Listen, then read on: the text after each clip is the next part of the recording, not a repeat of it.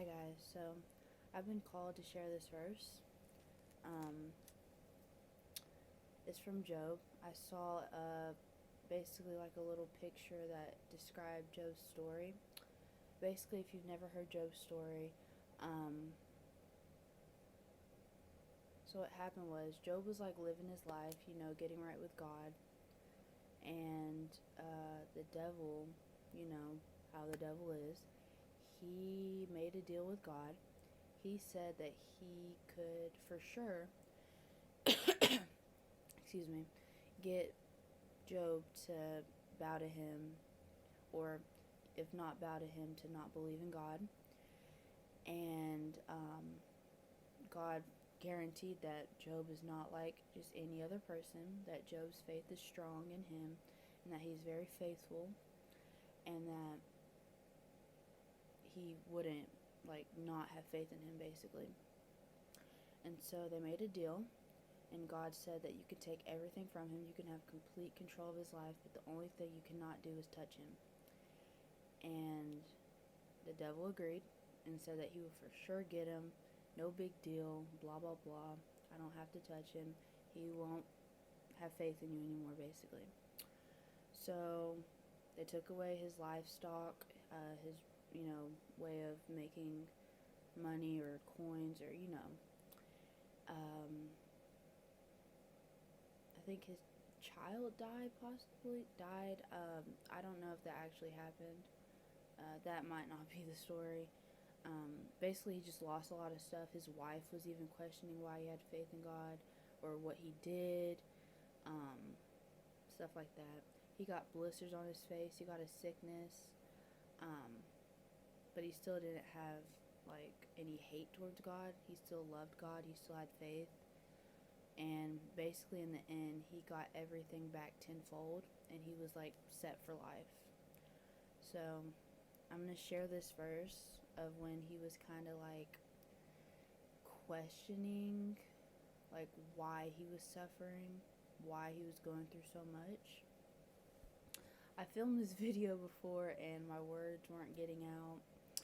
Um, so hopefully it does. The devil really likes to play with your mind, do a whole lot of stuff. So this is Job 7. I'm just going to read a little bit of this one, and then I'm going to read the whole verse of Job 10 because it's very relatable. So I will not keep silent. I will speak into distress of my spirit. I will complain into bitterness of my soul. Am I a sea or a monster of the deep, that you have set a watch over me? When I say my bed will comfort me, my couch will ease my complaint, then you frighten me with dreams and terrify me with visions, so that my soul prefers strangulation and my bones death. I despise it. I would not live forever. Leave me alone, for my days are a vapor. What is mankind, that you magnify him, that you set your heart on him, that you visit him every morning, and you test him in every moment? Will you never look away from me, or let me alone until I swallow my spittle? Have I sinned? What have I done to you, O watcher of men? Why have you set me as your target? Have I become a burden to you? Why do you not pardon my transgressions and take away my iniquities? For now I will lie down in the dust, and you will search for me, but I will be gone. So basically, that's just a little bit of like him like questioning like why is he suffering so much. He never really did anything, but I guess he didn't really like think of it as it's a test. It's a test of his faith, his loyalty. If only he knew what God was going to do for him, he wouldn't have questioned it, basically. So this is Job 10. I love, I loathed my own life. I will give full vent to my complaint. I will speak out of my bitterness of my soul. I will say to God, do not condemn me. Tell me why you contend with me. Is it good for you to oppress, to despise the work of your hands, while you smile on the plans of the wicked? Do you have eyes of flesh? Ooh, wait a minute. Alright, never mind. Thought I had to sneeze again. Okay. Are your days like those of mortal? or your years like those of a strong man, that you should seek out my quantities and search out my sin? Though you know that I am not guilty, yet there is no one to deliver me from your hands. Your hands molded me and fashioned me. Will you now destroy me completely? Remember, you fashioned me like clay. Will you return me to dust? Did you not pour me out like milk and curdle me like cheese, clothe me with skin and flesh, and knit me together like with bones and sinews? I think I said that right. You gave me life and steadfast love, and your care has preserved my spirit. Yet these things you have hid in your heart, for I know that this is with you. If I sin, you would watch me and not acquit me of my iniquities. If I am guilty, woe to me.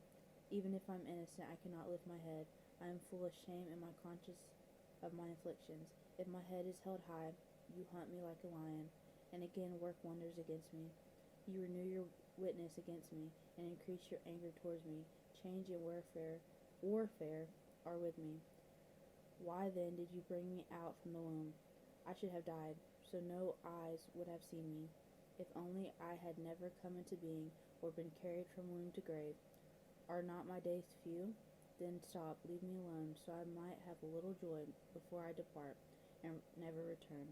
To the land of darkness and the shadow of death, the land of utter darkness, like the deepest darkness and disorder, where even the light is like darkness.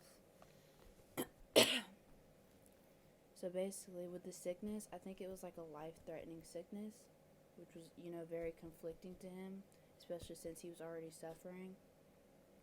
And then he assumed he was going to pass away soon. And he had no idea the plans God had for him. And I think the message everybody can get for this is that you never know why you're suffering. So if you feel like giving up, you feel like losing your faith, you feel like the devil is just on you, just know that the devil is on you for a reason. If you want to read Job, as you look into it, you'll see that as you read it, it's just more and more. The devil just keeps testing him and testing him, because he's just trying to get that deal. He's trying to prove to God that he was right. But Job never gave up, and that's the point. Job never lost his faith. He instead questioned himself, even though he did nothing wrong. I think it's very powerful. So if you feel like you're struggling, you're suffering, it's not being validated, just know that God's watching you. God sees you. He sees your strength. He sees your love, your compassion. And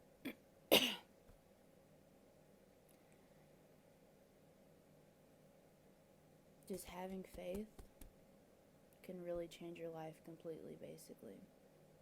Having faith in Him and continuing to have faith in Him despite what you see, despite what's going on, God can really change your life around in a night, in a day, in a couple days. He can completely do a 360. You never know. So I hope this helps, and I hope it reaches the person that really needs to hear it.